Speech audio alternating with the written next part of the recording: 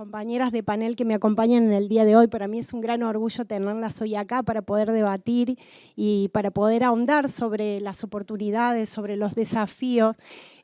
Andrea mencionó algunos números importantes que quiero retomar ahora con todas ustedes, pero las voy a presentar. Hoy me acompaña Marina Bericúa, directora de Asuntos Públicos, Corporativos y Legales de Microsoft.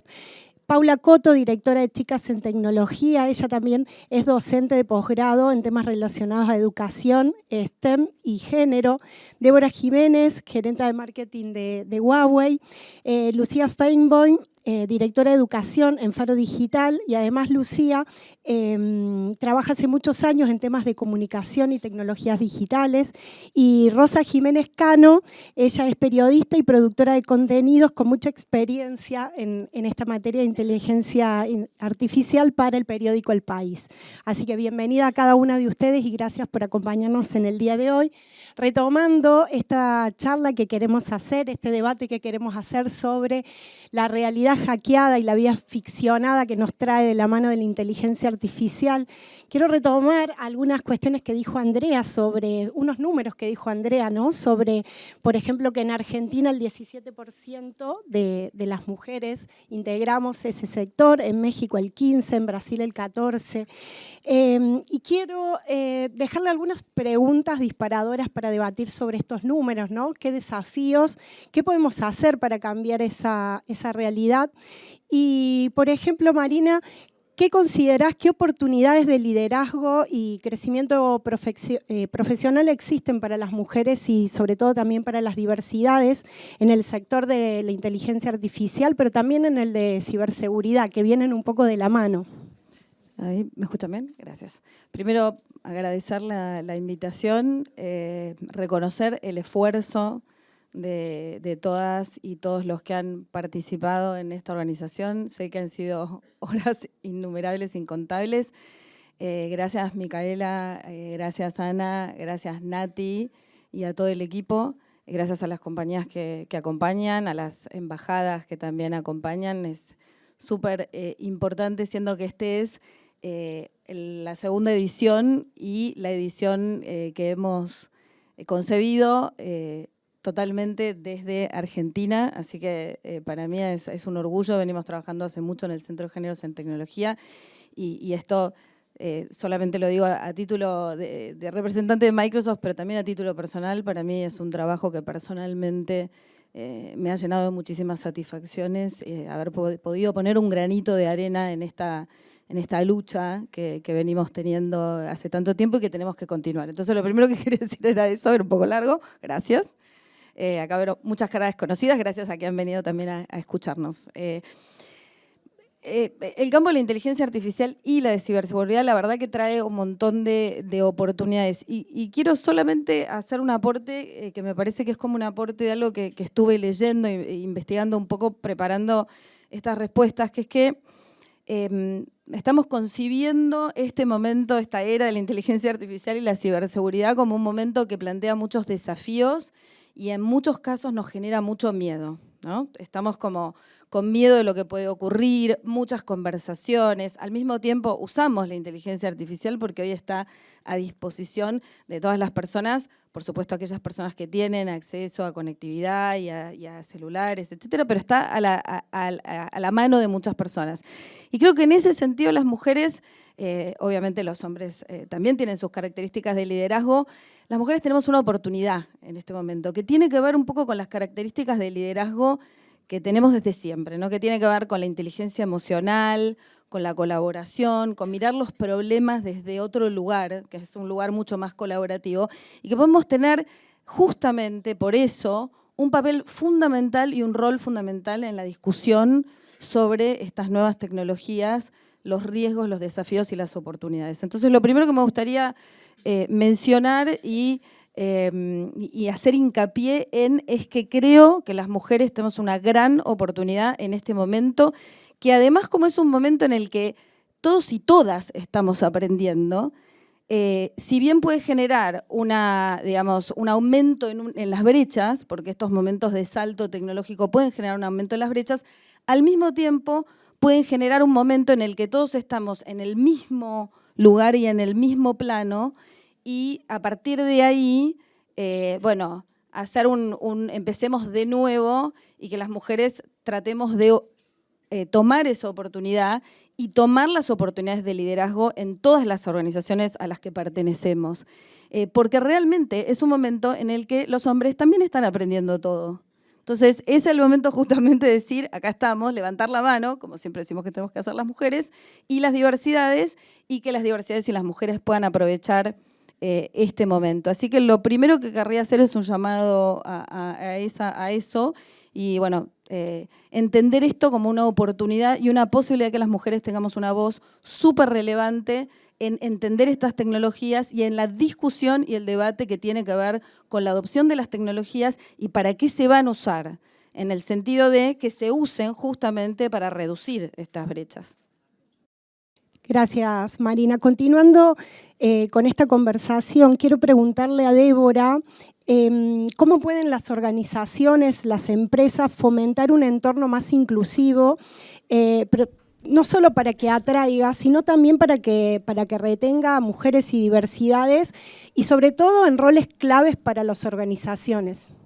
Sí, yo creo que las instituciones privadas, en este caso como Huawei, no solo que deberían, sino que tendrían que tener la responsabilidad de hacerlo y desarrollarlo internamente.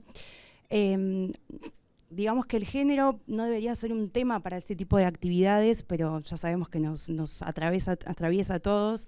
En este caso, creo que las compañías deberían focalizarse no solo en la educación técnica o académica, sino también emocional, internamente, para que todos estemos adaptados. Por ejemplo, a mí me pasó la primera vez que asistí a una reunión de algo de la empresa y yo era la única en toda la reunión y la habitación. Entonces, uno tiende a sentirse como un poco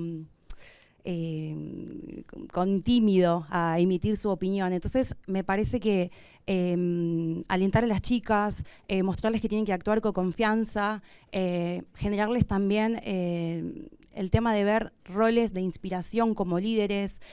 Por ejemplo, dentro de Huawei, la CEO global es una mujer. Es un rol de inspiración para el resto de nosotras que tenemos la posibilidad, que no depende de nuestro género, pero también educar internamente, ¿no? A todos los empleados, no solo mujeres como hombres, sino que tenemos una opinión que vale más allá del género y una capacidad, una capacitación, sentirnos en confianza de poder expresarnos y después, una vez que logramos, por ejemplo, en este caso yo soy el líder del team de marketing y me enfoco mucho en mostrarle a las chicas que están en la empresa, en inspirarlas a que pueden lograr lo que quieran.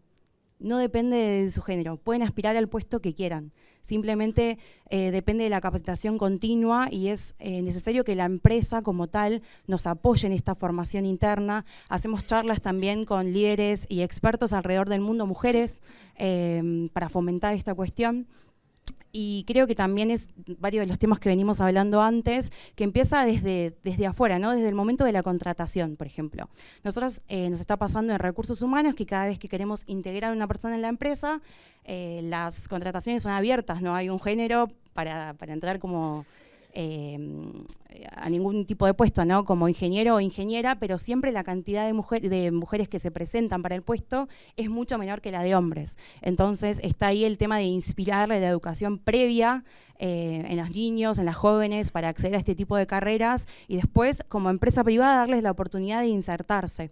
Pero obviamente este es un camino largo que está previo a las empresas y desde nuestra parte lo que estamos haciendo también es apoyar ciertos programas sociales como el de Atalaya Sur, que también está participando hoy, que varias veces los invitamos a nuestro training center en Argentina, en Huawei, en donde tenemos grupos de chicos jóvenes y adolescentes que se están recién insertando en este tipo de carreras y vemos que hay algunas chicas.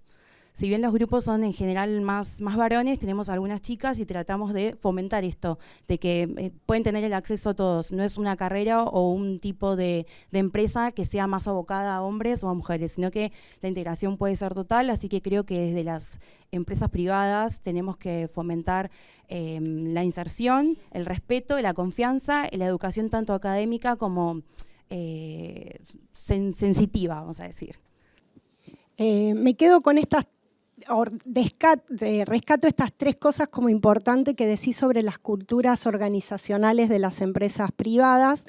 de esto de inspirar a más mujeres, no importa el rol que ocupen, sino que desde el rol que ocupen, inspirar horizontalmente y verticalmente, digamos, y también esto que decías de mostrar más líderes o de alguna manera más referentes mujeres que hay dentro de la misma organización y de alguna manera este mentorship o este mentoreo que desde las mismas organizaciones se puede hacer hacia adentro, hacia la misma cultura.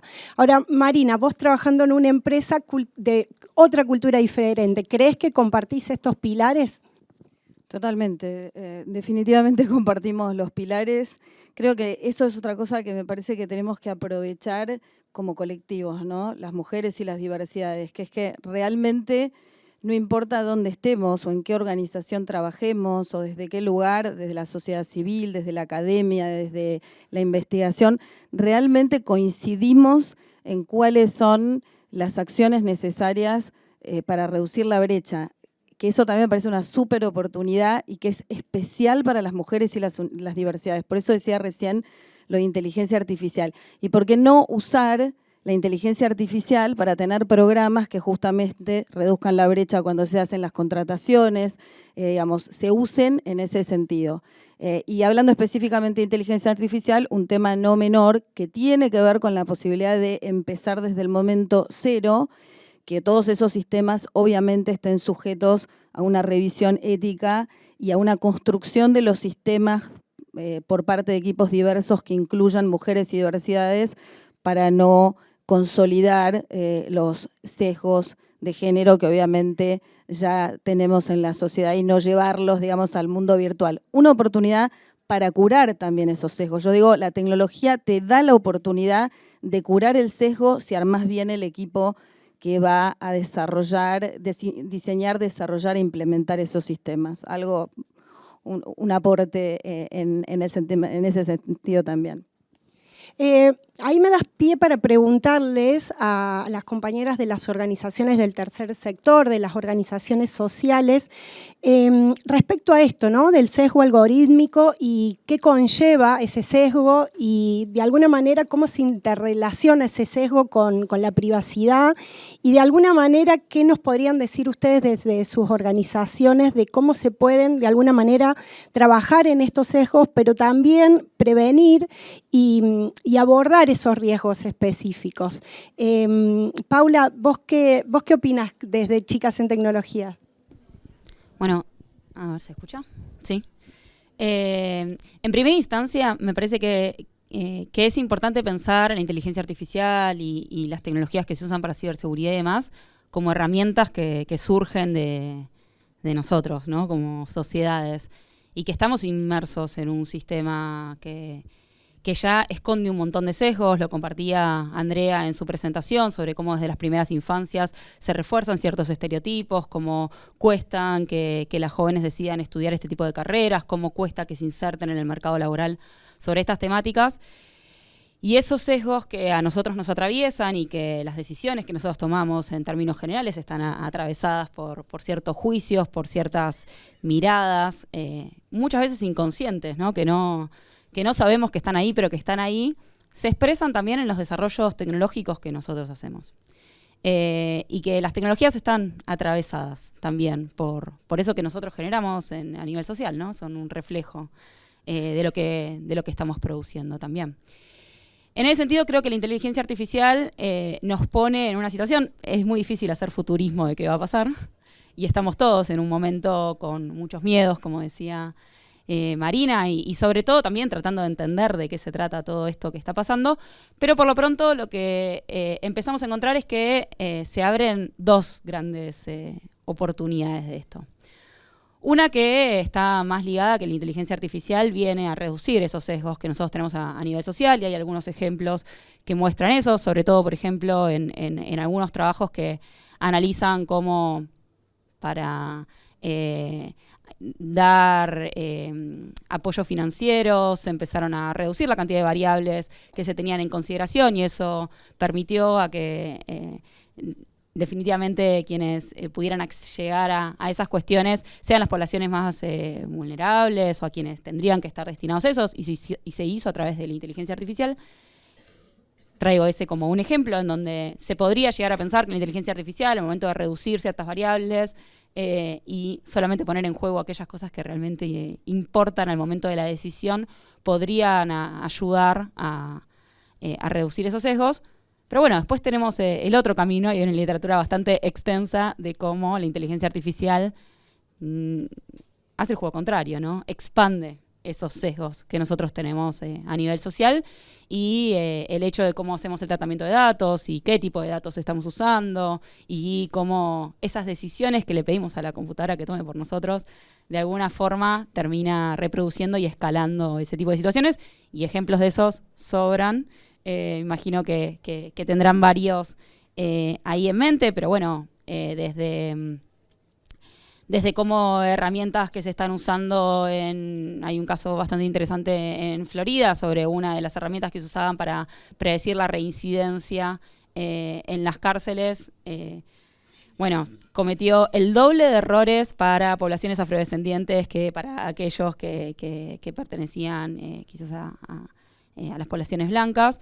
Y eso es la inteligencia artificial también la que está en juego. Bueno, conocido el caso de hace ya algunos años de una empresa de tecnología que empezó a hacer contrataciones a través de inteligencia artificial y desestimaba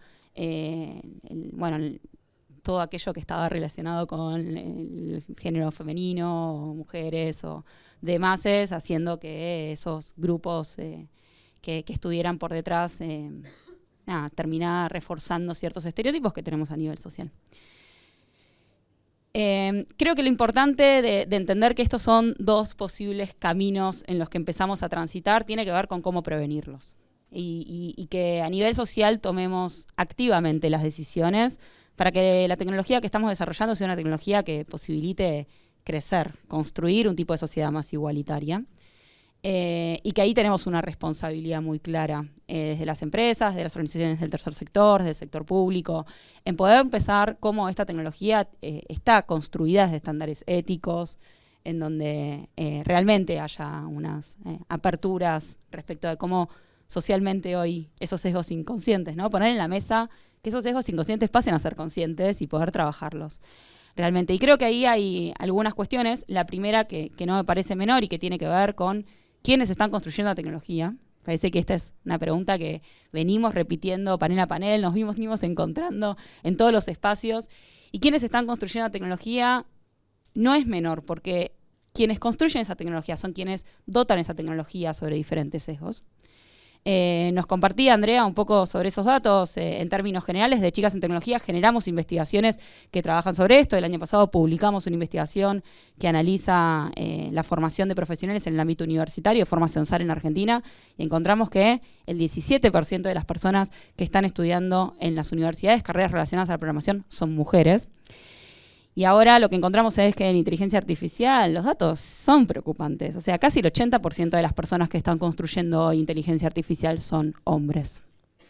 Entonces, si no contamos con equipos diversos que puedan visibilizar todos estos sesgos y todas estas cuestiones y poder trabajarlas y abordarlas de una mirada integral, va a ser muy difícil que la tecnología no reproduzca todo esto que nosotros encontramos a nivel social.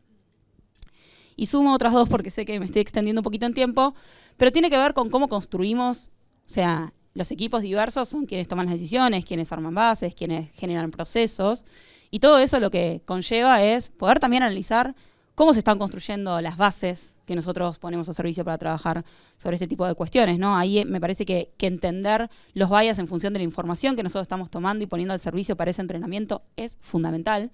Hay un ejemplo bastante ingenuo, pero me parece que ayuda a ilustrar este tipo de cosas, que cuando se empezó a pedir a las inteligencias artificiales que hacen gráficas sobre gráficas de diferentes cosas, y empezaron a probar gráficas de salmón, aparecía el salmón del sushi, el salmón ya cocinado y no el pescado, ¿no? Y eso es un ejemplo, ¿no? Es un ejemplo tonto, pero es un ejemplo tonto que nos muestra cómo esos datos que están sesgados quizás nos muestran una representación de la realidad que no es, o por lo menos que es una parte de esa realidad que no es extensible, ¿no? Y no solamente en términos de datos, sino también entender con claridad cómo son los procesos en los que se hacen esos tratamientos de datos. ¿Qué decisiones están tomando las computadoras que nosotros estamos poniendo a servicio para que también esas decisiones que sean activas al momento de pensar cómo reducir esos sesgos y que esas decisiones no estén con la lógica que nosotros reproducimos a nivel societal.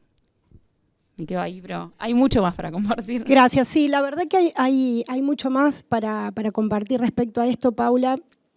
Creo que todos los que estamos acá, del sector público, del sector privado, coincidimos en esta visión. Quiero ampliar un poco más esta visión para preguntarle a Lucía si obviamente coincide o qué puede aportar desde este punto de vista, desde si el problema del sesgo algorítmico pasa por realmente porque los que programan esa inteligencia artificial son varones o hay detrás varones y mujeres quizás con un pensamiento adoctrinadamente masculino, por llamarlo de alguna manera, respecto a eso, que tiene que ver con mucha formación que quizás tenemos las mujeres o las mujeres de determinada edad. Yo puedo hablar por la formación de las carreras de ciencia, tecnología, ingeniería y matemática, quizás de otra época, no estoy tan ayornada con las de esta nueva era, que espero que sean mejores o que tengan más herramientas. Y te sumo, Lucía, a esta visión sobre el sesgo algorítmico y la privacidad, también te sumo este interrogante, ¿no? ¿Qué habilidades y competencias vos considerás como fundamentales que deben desarrollar? No solo las mujeres, porque no quiero ponerlo en términos binarios, sino también otros géneros que quizás no tenemos ni siquiera las métricas de qué lugar ocupan y por ende no podemos atacar esa solución desde ese punto de vista, pero me parece interesante que el aporte que vos nos puedas dar desde Foro Digital respecto a desarrollar esas capacidades. Bueno, gracias primero por la invitación. Desde Faro estamos muy contentas y contentos primero de ser parte del Centro Gemastei y de esta invitación. Nosotros y nosotras, la verdad que el trabajo cotidiano que hacemos es ir a las escuelas, damos talleres para chicos y chicas y en esa lógica intentamos sobre todo que la impronta distintiva sea escuchar y que los chicos y las chicas puedan dar su opinión, alcen su voz, que tengan espacios de creación. Entonces quizás lo que más puedo aportar también es que vemos qué les pasa en esas edades, ¿no? Cuáles son sus percepciones.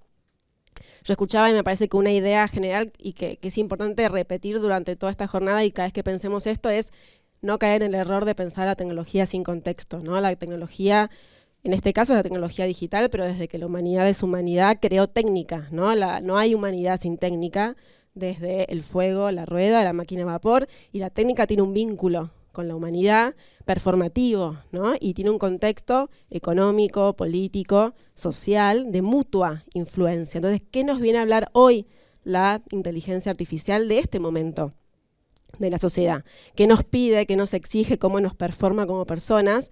Y creo que ahí los sesgos, si los analizamos aisladamente y no desde, bueno, qué momento de la sociedad estamos atravesando, vamos a caer en un error, ¿no? Cuando nos cuesta tanto proyectar qué va a pasar en unos años con la inteligencia artificial o con las tecnologías en general, ese error de que nunca acertamos a la futurología tiene que ver con que las pensamos fuera de contexto político, histórico, ¿no? Y en qué momento cae. ¿Y por qué cae? ¿Es una disrupción o es una continuidad la inteligencia artificial, ¿no? Hace unos años estábamos preocupados por los likes, las influencers, la mirada del otro. Bueno, ¿es parte, no? ¿Es un proceso o no?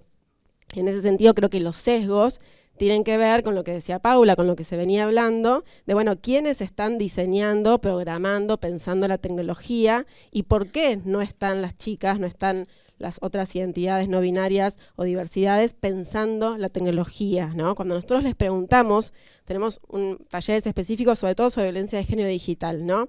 Y cuando les hablamos a las chicas de, bueno, ¿por qué no eligen, tanto en colegios, por ejemplo, que tienen orientaciones específicas de tecnología o mecatrónica o ciencia aplicada? Ellas creen que no la eligen porque no quieren. Incluimos en los talleres todo un apartado de brecha de género digital, ¿no? Y lo conceptualizamos, y sin embargo, a pesar de que lo podamos hablar, identifican que existe a nivel social una brecha de género, pero no perciben que les impacte. Entonces, en primer lugar, creo que es muy importante poder visibilizar que existe, porque si no se cae en esa idea individual de, bueno, no, yo no elijo porque no tengo ganas, pero de pronto ninguna tiene ganas, y pasa en las escuelas que dicen, no, ninguna quiere elegir tal carrera.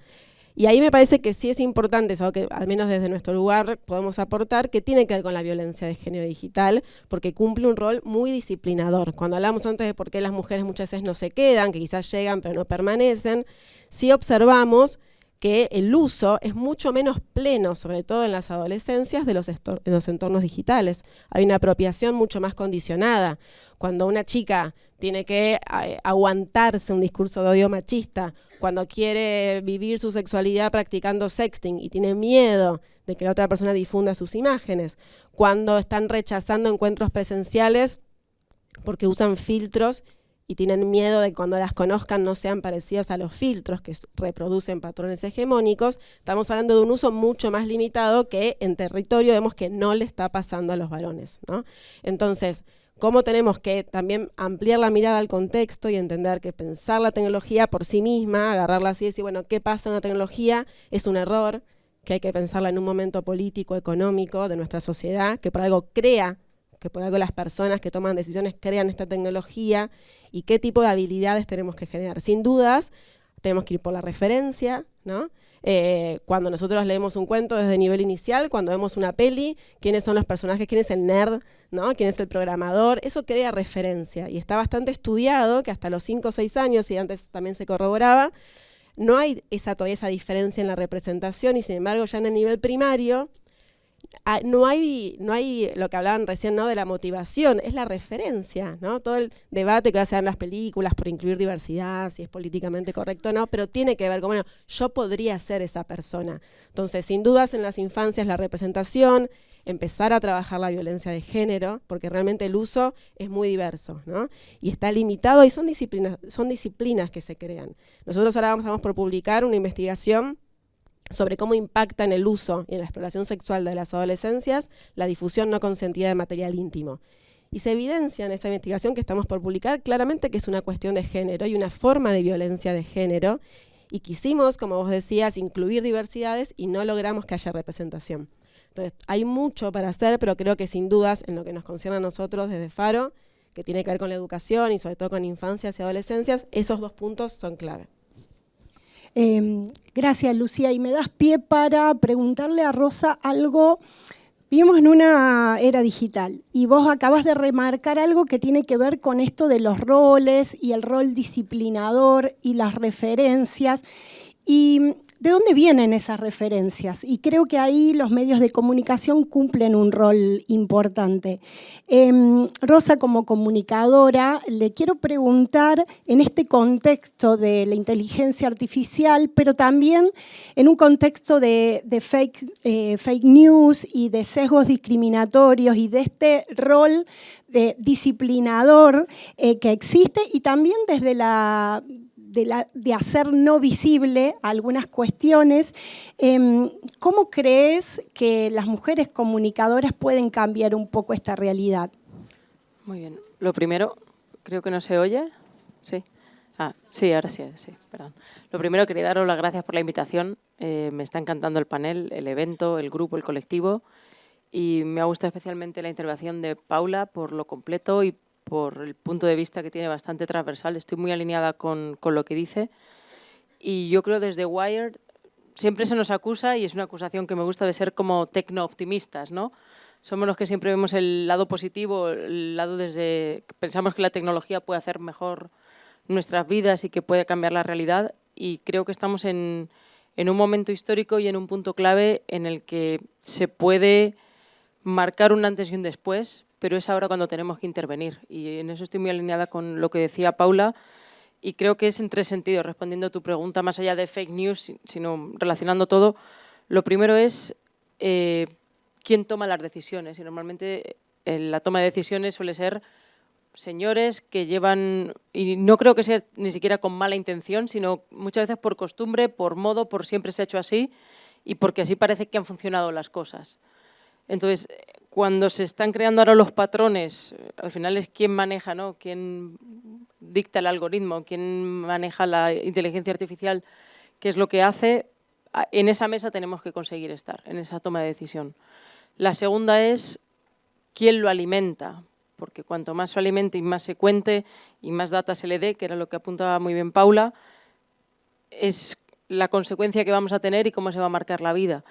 Y lo tercero, y voy muy rápido también para acotarnos al tiempo y tratar también de que podamos hablar un poquito o abrir un poco el debate, es qué tipo de historias se cuentan, y ahí creo que sí que tenemos una capacidad de elección, porque creo que la excepcionalidad va a seguir estando. Cuando mucha gente tiene miedo a la pérdida del puesto de trabajo por la inteligencia artificial, creo que va a ser al revés, que quizá se trabaje menos pero más inteligente, porque la clave va a estar en la excepcionalidad. Y ahí va a ser, al menos durante una serie de años, podría decir incluso 2 lustros, los humanos vamos a seguir haciendo la diferencia.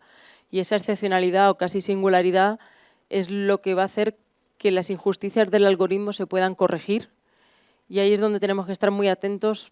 Desde el lado comunicativo, que creo que podemos aportar los medios, es el proceso de creación de héroes, de gente en la que te veas reflejada, ¿no? O en mi experiencia, sobre todo pensando en historias para América Latina, si tú cuentas la historia de Mark Zuckerberg, cualquiera de nosotros nos identifica. A lo mejor un chaval de Nueva York que su padre también sea dentista, sí. Pero cuando se cuenta la de Simón Borrero, creador de Rappi, sí. O aquí Pier Paolo de Ualá, pues sí. Entonces, o la historia de Mercado Libre o de Auzo. Pero es que no tenemos ninguna chica. Entonces creo que sí que tenemos que estar muy atentas a impulsar estas personas que están creando eso ahora, contar sus historias con sus luces y sus sombras. No digo que se ensalce y que luego caigan y tengamos desastres, al revés, pero sí tener especial atención para mirar en esos márgenes el que la gente se pueda ver reflejada. Y sin irme del hilo, en cuanto a la parte de fake news, creo que del lado periodístico es mucho volver a los inicios, porque cuando, como dicen en inglés, el back to basics, volver a los fundamentos, a lo básico de tu profesión, ese volver a chequear de toda la vida y que puede sonar muy básico, al final son herramientas que son tan básicas que cobran sentido. Es no volver a fiarte, no dar nada por sabido, el rechequear, el volver a comprobar una y otra vez, porque al final, por básico y por como simplón que suene, es lo que nos va a hacer tener ese fundamento y ese, al final más que profesión es oficio, en gran parte, y no me duele decirlo. Creo que esos fundamentos y rudimentos de la artesanía del oficio son los que nos van a dar un buen ambaje para poder controlar y, en caso de duda, desmenuzar y volver a los rudimentos de las 6 W o a cositas mucho más sencillas para poder tener todo claro. Y, por último, creo que blockchain puede ayudar también mucho a si es verdad o no es verdad en esta época de posverdad, tener algo a lo que aferrarnos para comprobar sobre hechos y menos subjetividades. Súper interesante tu mirada, Rosa, y sobre todo esta mirada, ¿no?, de los medios de comunicación, de los comunicadores, que también tienen un rol importante en los sesgos, en la construcción de un pensamiento. Y de la mano de eso también quiero retomar esto que decías, ¿no? Nombraste a muchas personalidades, en general masculinas, digamos, que todos conocemos y todos sabemos quiénes son. Y hay una particularidad que tiene que ver tanto con mis compañeras hoy de panel como muchas de las mujeres que nos acompañan hoy en esta jornada, que son historias individuales de mujeres profesionales que en algún punto podríamos pensarlas exitosas o son referentes de caminos, de carreras a seguir. Muchas están acá en el escenario, pero veo muchas acá que podrían dar testimonio de esto. Y, por supuesto, desde lo autorreferencial y de sus historias. Pero de la mano de eso les quiero preguntar a cada una de ustedes ¿qué importancia tiene la construcción de las alianzas, del networking, como llamamos a veces en inglés, y cómo podemos construir estas redes sólidas entre nosotras también para que esta construcción que apunta a dar por debajo estas barreras de sesgo y estas barreras respecto al género puedan realmente ser eficaces y duraderas a largo plazo? ¿Cómo lo ven ustedes desde sus lugares? ¿Puedo empezar yo?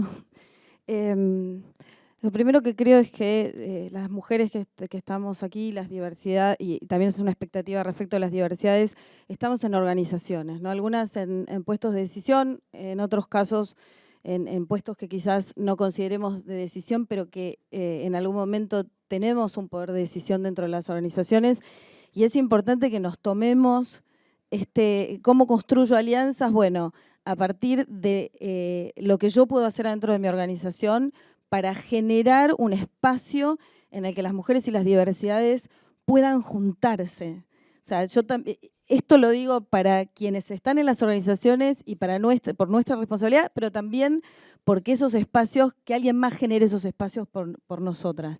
Y es importante que tengamos esto como responsabilidad y como objetivo fundamental, porque muchas veces tendemos a pensar esta tendencia que ya se ha hablado muchas veces de las mujeres, de ser puntillosas, trabajar, no dar visibilidad de lo que hacemos. Parte de la visibilidad tiene que ver con buscar estos espacios de alianzas y impulsarlos dentro de nuestras organizaciones también para las mujeres y las diversidades que vengan. Es una responsabilidad y es un esfuerzo. A veces las mujeres dicen, pero tengo que ocuparme de llevar a mi hija al jardín y la mochila, y además me tengo que ocupar de generar las alianzas.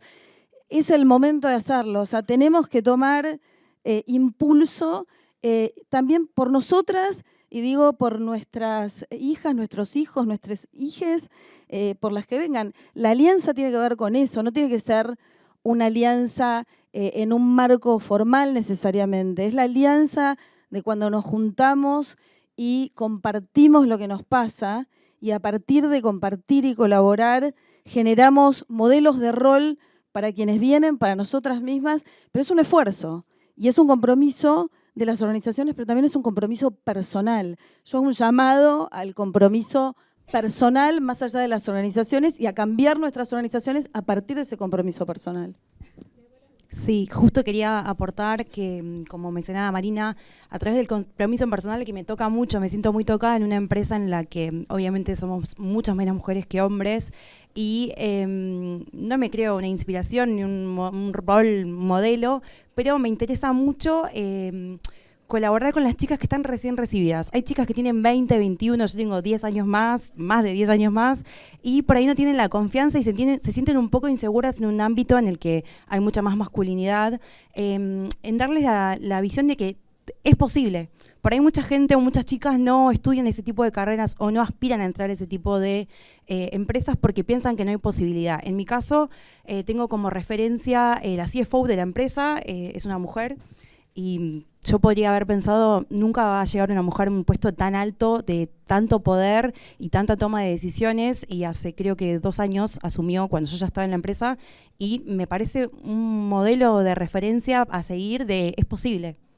Y si mostramos esto, porque por ahí muchas veces hasta en los medios de comunicación o públicamente mostramos o nos enfocamos en lo que no es posible, tal vez habría que hacer más visible lo que sí es posible, y dentro de las alianzas apoyar a la juventud en mostrarles de que tengan la confianza, que tengan la actitud de saber que lo van a lograr y apoyarnos mutuamente, porque en mi caso me siento en el compromiso personal de apoyar a estas chicas mucho más jóvenes en proyectarse a sí mismas y saber que hay oportunidades, hay que saber aprovecharlas, pero hay oportunidades. Agrego una cosita más, y romper con la idea de que ciertas organizaciones no pueden colaborar. Yo creo que hay que romper con cierta lógica, que si me preguntan a mí es una lógica del liderazgo masculino, que es que las organizaciones necesariamente tienen que competir. Y yo creo que la manera de cambiar esto es poner nuestro liderazgo en valor y el valor de la colaboración, que creo que esto que estamos haciendo hoy, el Centro de Géneros en Tecnología, es una demostración concreta de que las organizaciones, el sector privado, el sector público, la sociedad civil, la academia, los investigadores, podemos colaborar y cambiar las cosas. Ahora, Paula, ¿crees que en las organizaciones del tercer sector esto se da más fácil, esto de las alianzas? ¿Son sectores más amenos para producir esta estrategia colaborativa? No sé si más fácil. Sí creo que las organizaciones del tercer sector tenemos una ventaja en ese sentido, que es que necesitamos de la multiplicidad de voces para trabajar. En el caso en particular de Chicas en Tecnología, trabajamos para reducir la brecha de género en el sector. Y trabajar para reducir una brecha nunca se puede hacer solos, ¿no? Y necesitamos, en primera instancia, de poder visibilizar el porqué de las brechas que trabajamos, y me parece que la jornada de hoy es muy rica en ese sentido, pero a su vez se necesita el compromiso a nivel social del sector público, del sector privado, organizaciones de la sociedad civil, de universidades, porque tenemos que estar todos mirando sobre qué tipo de sociedad construimos y eso no es algo exclusivo de las organizaciones de la sociedad civil. Desde Chicas actualmente trabajamos con más de 120 organizaciones a nivel regional que dependen de los diferentes sectores y que cada uno trae a la mesa una mirada distintiva, aporta una construcción que es mucho más grande que lo que construyen cada una de las organizaciones de forma individual. Y cuando estamos pensando procesos que son de construcción social, es necesario hacerlos desde una mirada compartida. Gracias, Paula. Lucía, ¿qué nos podés decir respecto, desde Faro Digital, qué nos podés decir, qué podemos hacer para construir estas alianzas o qué crees importante para recomendar y también para dejarnos un mensaje?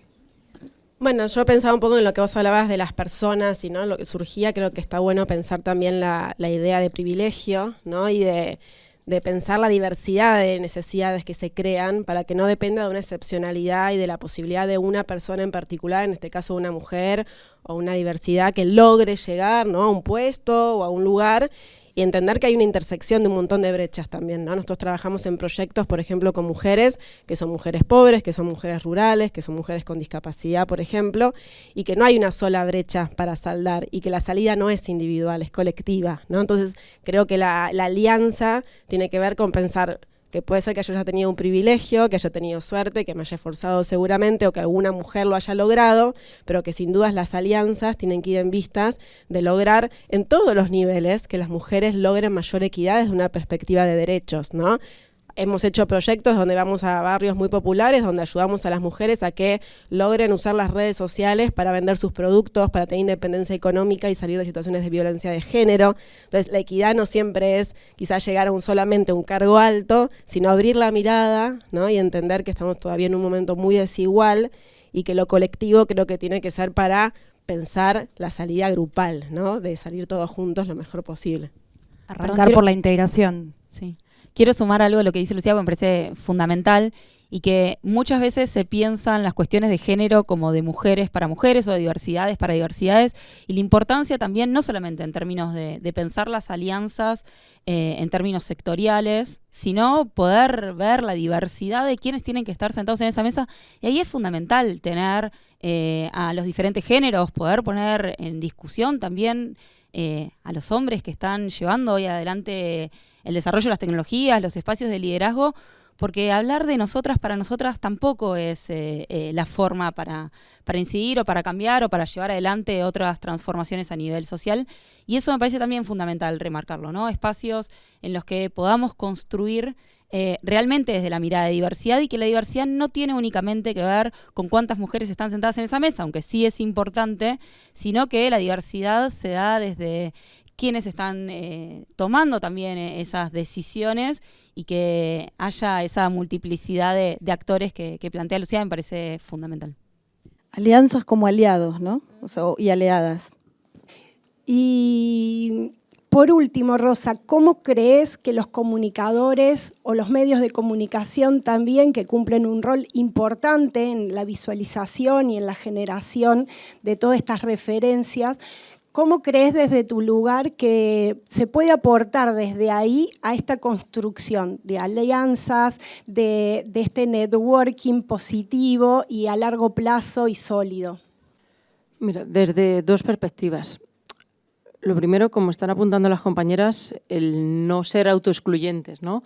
De mujeres para mujeres con mujeres, al final es una de las cosas que a mí me cansa un poco del oficio de periodista, que es el metamundo, ¿no? Que además el ambiente se carga de periodistas con periodistas, todo el día hablando con periodistas, al final eso no aporta y te pierdes lo que está pasando. Entonces, creo que las intersecciones son muy importantes y con mucha naturalidad, y una de las cosas que está apuntando la compañera también Jiménez, Débora, es, acaba de decir, yo no quiero ser role model, es que quieras o no lo eres y te toca ejercerlo y tienes esa responsabilidad porque se van a fijar en ti, te van a estar viendo y es bonito que sea así porque tienen que ver de ella lo ha conseguido y yo también puedo. Y creo que contar ese tipo de historias es importante y desde la perspectiva periodística sí creo que no es solo ver las realidades, sino el potencial que tiene alguien y las historias, de saber seguirlo desde temprano para después, no por decir, yo estuve ahí, yo lo vi antes, sino porque seguir ese camino es bonito y es parte del proceso de creación de héroes. Y siento que eso es lo que le va a dar mucha normalidad. Y creo que desde el lado más allá de periodista de todos los que estamos aquí, en parte es creérnoslo y ser abiertos. Porque sí que percibo que a veces tienen miedo a contar la idea o esto no va a llegar a ningún sitio y puede que el otro esté pensando algo parecido o que esté pensando una solución desde otro punto de vista. Entonces, a la hora de hacer networking, que era lo que decías, creo que sí que sería muy bueno el si te presentas, qué haces, qué te inquieta ahora, ¿no? El hacer una serie de preguntas de... Hay una pregunta muy típica del Venture Capital que a mí me gusta mucho, que es what keeps you up at night? De ¿qué te mantiene por la noche despierto? ¿Qué es lo que te preocupa? Porque a partir de ahí puede que compartamos la preocupación, ya tenemos algo en lo que podemos generar una conversación constructiva y a partir de ahí sí, como consecuencia, se pueden generar alianzas. Pero si no, es más difícil que surja ese punto en el que haces clic y que sea un networking como sólido en el que tienes una preocupación común y algo que quieres arreglar. Entonces, yo tiraría por ahí y creo que se puede utilizar hoy tanto en los ratitos que tengamos como de recesos o de comida para probar a hacer ese networking más allá de estar juntas y hacernos unos tweets y hacer unas foticos en el Instagram, ¿no? Bueno, muchas gracias. Quiero agradecerles por haber compartido con tanta generosidad desde sus lugares, desde sus empresas, desde sus organizaciones y sobre todo desde esta visión tan diversa, ¿no? Desde la construcción hasta las otras brechas, hasta lo colectivo, hasta esto, ¿no? De trabajar quieras o no, en el lugar que te tocó ocupar, en tu metro cuadrado, que a veces es mucho más de un metro, pero trabajar desde tu espacio para construir estas alianzas. Así que quiero aprovechar para esto que decía Rosa, realmente lo usemos. En esta jornada hoy, como les dije, tenemos muchas mujeres inspiradoras, así que es un lindo espacio para generar networking, así que aprovechenlos. Saquémonos algo más que una foto, saquemos algo más que un tweet de esta jornada. Así que quiero pedirles un aplauso para estas brillantes oradoras.